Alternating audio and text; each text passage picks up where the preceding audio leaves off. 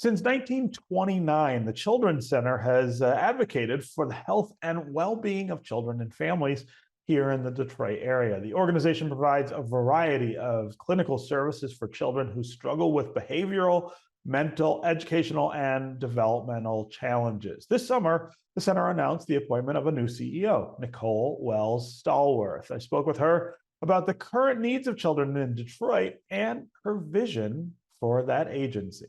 So let's start with just the history and importance of the Children's Center, what it does and why it matters. But then let's talk about your interest in leading this institution and how you find yourself in this new role.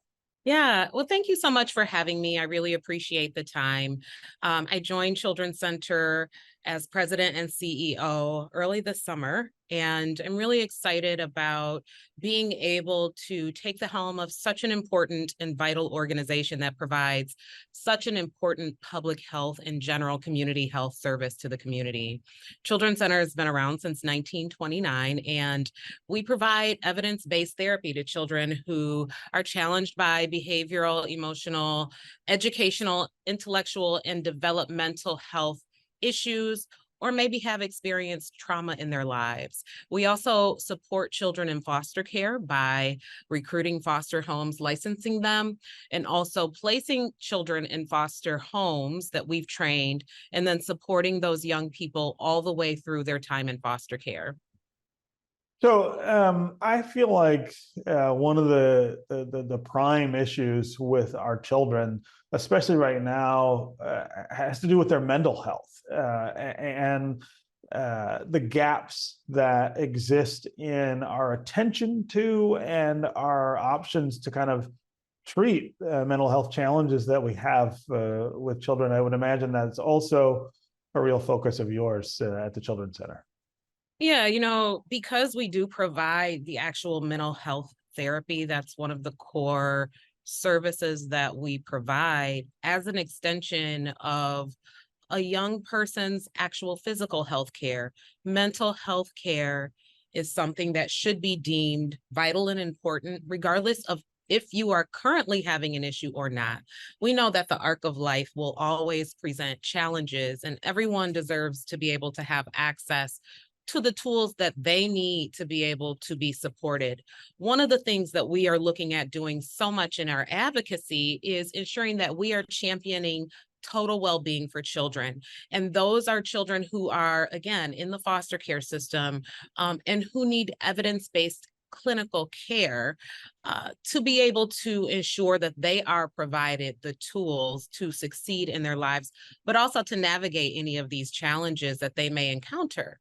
Right now, there is a shortage of healthcare professionals that are able to provide clinical mental health care. It's not the same as a pediatrician. It's not the same expertise. And so at Children's Center, we are championing initiatives that will allow for increased visibility around this important issue, but also encouraging lawmakers and policymakers and leaders to create initiatives that champion recruitment of clinical therapists, social workers, the kinds of professionals that can serve in these roles to support children as they are in their developmental stages, but also with all of the things that they need.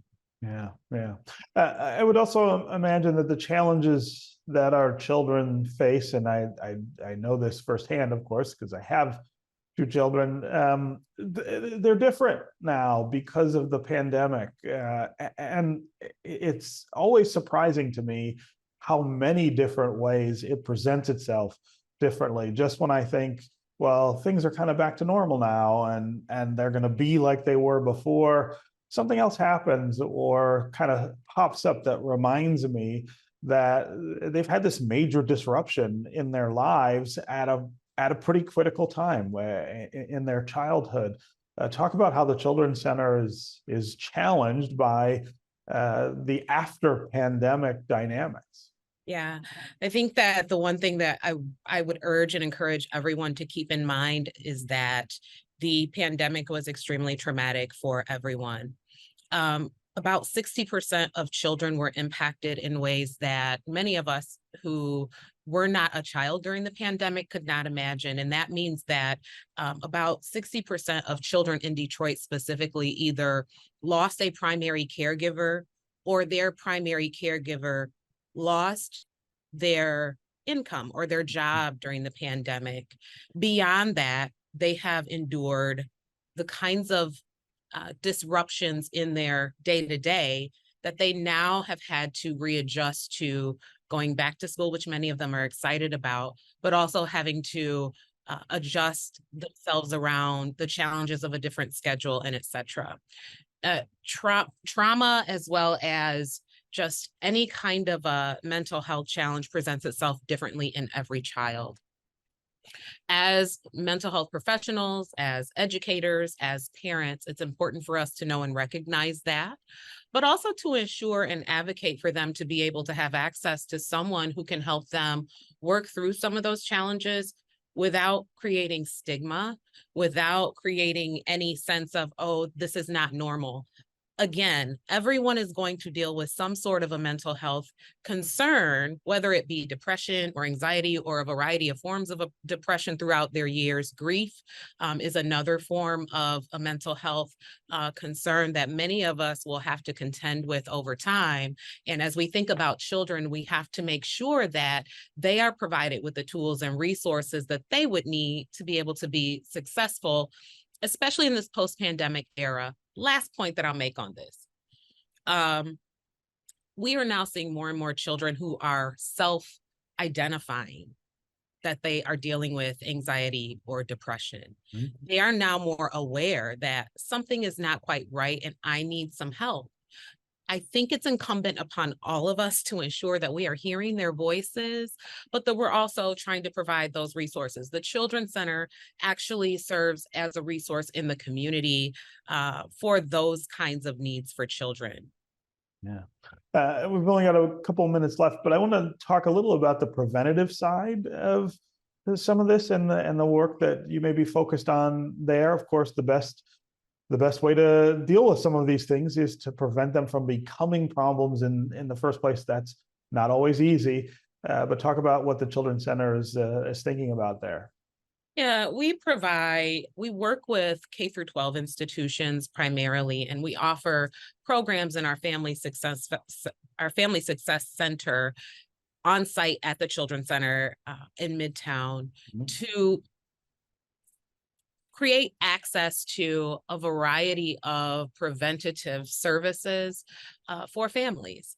Some of the things that we may not think about that could be a precursor to crisis is housing instability, food insecurity.